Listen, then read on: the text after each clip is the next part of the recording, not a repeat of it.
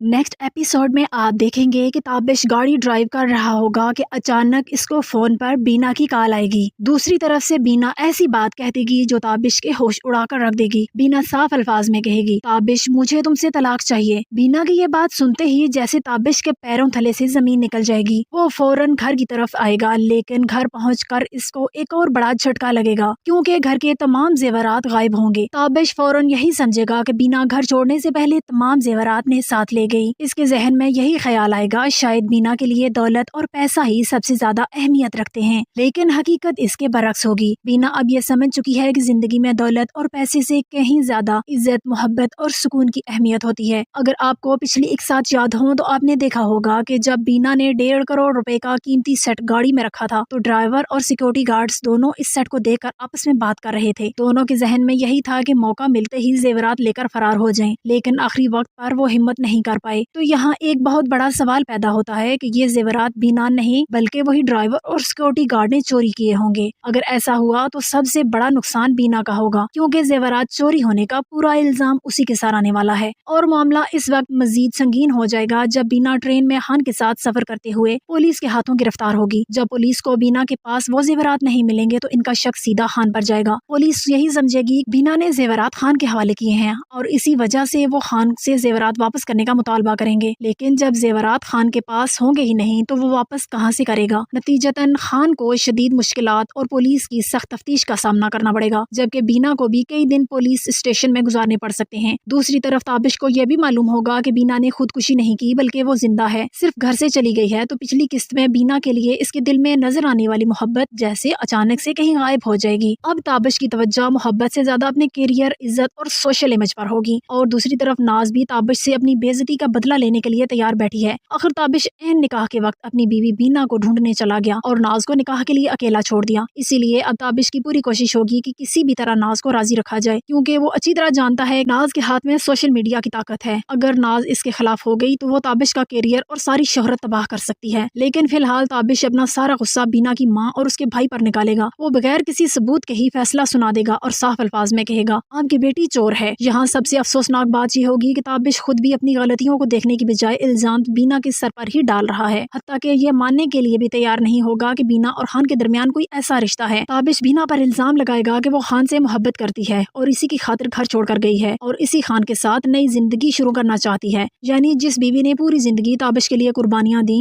अपनी बीवी पर ताबिश बगैर किसी सबूत के चोरी, बेवफाई और मोहब्बत के नाम पर धोखे का इल्जाम दे रहा है। अब असल सवाल ये है कि क्या वाकई जेवरात बीना लेकर गई है या ड्राइवर और सिक्योरिटी गार्ड की पुरानी साजिश हकीकत बन चुकी है। और अगर जेवरात बीना ने नहीं चुराई तो क्या ताबिश को अपनी गलती का एहसास होगा? ये आने वाली किस्त में सामने आने वाला बड़ा राज होगा।